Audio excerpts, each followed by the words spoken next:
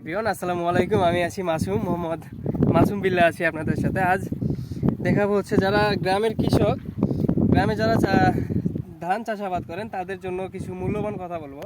দয়া করে ভিডিওটা উপরে টানবেন না। এই যে আমরা ধান থেকে যখন বীজ হয়, বীজ রোপণ করার পরে আপনার জমিতে ধান গাছ লাগানোর আপনার হচ্ছে 15 থেকে 20 দিন পর দেখবেন, লক্ষ্য করবেন আপনি এই যে জমিতে এরকম শ্যাওলা পড়ে যায়।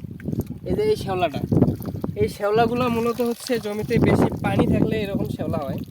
আর হচ্ছে দেখবেন যে কুচুরিপানা, আমি নিচে ক্যামেরাটা করো, এই যে কুচুরিপানা আছে দেখবেন, কুচুরিপানাগুলো, এই কচুরিপানাগুলো কিন্তু যে সেম একই কারণে হয়। পানি আর হচ্ছে কি আপনার জমিতে যদি বেশি পরিমাণ ভিটামিন থাকে তাহলে এই জিনিসটা পানি থাকলে বেশি তাড়াতাড়ি হয়।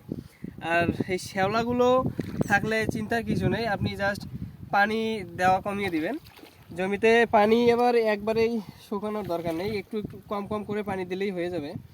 বেশি পানি যদি জমিতে যদি বেশি পানি জমে থাকে তাহলে কিন্তু এই সমস্যাটা দেখা যায়। আর হচ্ছে গিয়ে জমিতে আপনার হচ্ছে এই বীজ রোপণ করার পরে যখন যে এরকম ধানের গাছ হয়, এই ধানের গাছটা যখন আমরা এই যে এভাবে জমিতে যখন রোপণ করেছি, এই রোপণ করার পরে দেখবেন যে এরকম ঘাস হয়। এই ঘাসটাকে আমরা বলি সাধারণত দুগলা ঘাস। এই দুগলা ঘাস আর হচ্ছে জমিতে দেখবেন বিভিন্ন রকম ঘাস হয়। এই ঘাসগুলোকে যত তাড়াতাড়ি সম্ভব আমাদের ছেড়ে ফেলা উচিত, কারণ জমিতে যত বেশি ঘাস থাকবে অত আমাদের ক্ষতি, চাষাবাদের ক্ষতি হবে। জমি যত পরিষ্কার থাকবে অত আপনার আর আমার পক্ষে সুবিধা, আবাদি যারা আছে, যারা চাষি আছে, চাষি ভাইদের জন্য সুবিধা। আর হচ্ছে গিয়ে আপনারা এই যে কচুরিপানাগুলো, যে আপনার হচ্ছে এই ছোটো কচুরিপানাগুলো কিছুক্ষণ আগে যে দেখালাম আপনাদেরকে, এই ছোটো কচুরিপানা থেকে কিন্তু এই ঘাসটা বড় হয়।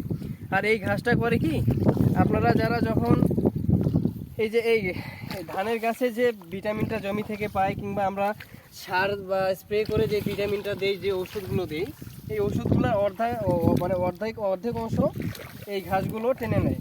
আর আমাদের যে ধান গাছ আছে, এই ধান গাছটা ওই 50% ভিটামিনটা পায়। যার কারণে আমি বলি কি, আমার কাছে মনে হয় যে এই গাছগুলো যত তাড়াতাড়ি সম্ভব জমি থেকে ছেটে ফেলা উচিত। এই গাছগুলো থাকলে আমাদের জমিতে আর কি জমিতে ভিটামিন কম পাবে। ভিটামিনগুলো যদি এরাই টেনে নেয় তাহলে তো সম্ভব না। আমি মূলত গ্রামে এরকম ভিডিও করি না। আপনারা যারা আমার ভিডিও দেখেন, আমি এরকম ভিডিও তো করি না। আমি রেস্টুরেন্টে চাকরি করি, রেস্টুরেন্টে ভিডিও করি। আর আমার কথাতে অনেক আমি কথা বলতে গেলে আটকায় যায়।